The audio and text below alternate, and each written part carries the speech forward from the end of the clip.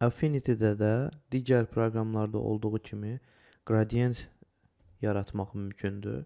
Bunun üçün bizim bir shape-ə ehtiyacımız var. Belə bir düzbucaqlı kvadrat çəkdim. Bu kvadratdan sonra biz alətimizi seçirik.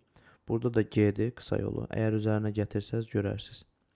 Və tutaq ki, bir küncündən digər küncünə doğru və Affinity bunu digər, məsələn, Illustratordan fərqli olaraq bir dəyər yükləmək istəyirsə, oradakı rəngə baxır, o rəngə uyğun bir gradient hazırlayır. Bu çox gözəl bir şeydir. Məsələn, mən rəngi seçmişəm, ona uyğun bir gradient, özü 2 ton seçərək bu gradienti hazırlayır.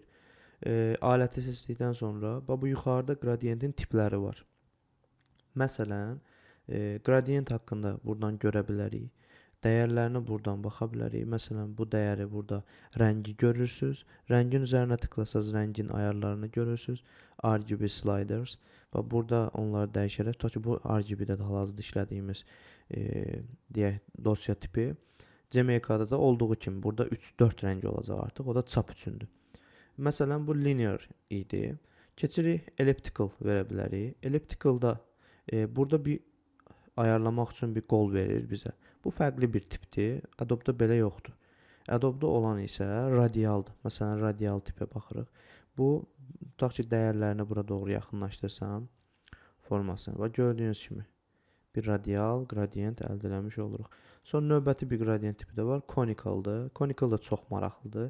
Məsələn, buradakı dəyərləri dəyişdirə bilərsiniz. Bax, tipini dəyişdirə bilərsiniz buradan. Tutaq ki, bax, dəyərləri. Burada da sliderlər var. Bu sliderlərlə rəngi bir-birinə yaxınlaşdırır, uzaqlaşdıra bilərsiniz. İki rəngi. Fərqləndirmək istədiyiniz iki rəngi. Növbəti isə meshdir. Mesh haqqında növbəti videoda öyrənəcəyik. Çünki mesh çox maraqlıdır və əlavə bir vaxt lazımdır ki, onun haqqında danışaq. Növbəti videoda görüşürük.